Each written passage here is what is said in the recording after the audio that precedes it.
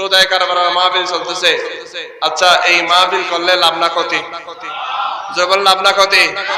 সুন্নিরা যত বেশি মাহফিল যত বেশি খরচ করতেছে, কারো কি টাকা পয়সা কমতেছে? যারা বলে না কমতেছে নাকি বাড়তেছে? সুন্নিরা যত বেশি খরচ করে তত বেশি। প্রত্যেক বছর যেখানে 2 দিন ব্যাপী 3 দিন ব্যাপী হয়েছে, সেখানে এই বছর 5 দিন ব্যাপী 10 দিন ব্যাপী হচ্ছে। এক বছর কমতেছে না। যে জায়গার মধ্যে অন্যান্য বছর মুরগি দিয়ে বিরিয়ানি করছে, এই জায়গার মধ্যে এই বছর গরু জবাই করে করছে। আরো জোরে বলুন না।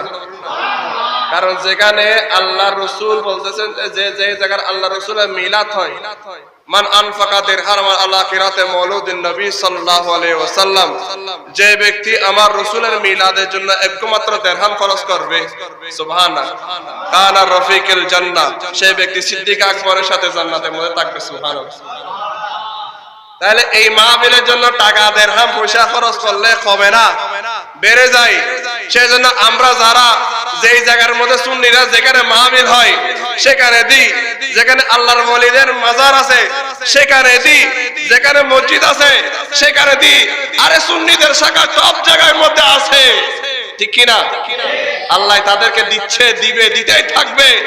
আর যারা দিচ্ছে না তাদের পেট কামড়ানি শুরু হয়েছে, ঠিক না বেটে? তোমরা তারা তো কখনো মাজারের মধ্যে 1 টাকাও দেয় নাই জিন্দেগির মধ্যে, দিছেনি?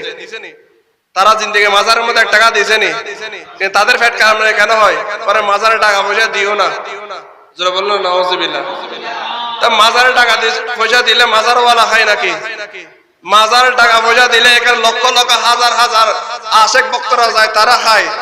মসজিদ মাদ্রাসার জন্য খরচ হয়। প্রত্যেক মাজারের পাশে দেখবেন কোনো না কোনো মসজিদ আছে, কোনো না কোনো মাজার আছে, মাদ্রাসা আছে। সেই মসজিদ মাদ্রাসার মধ্যে খরচ করছে।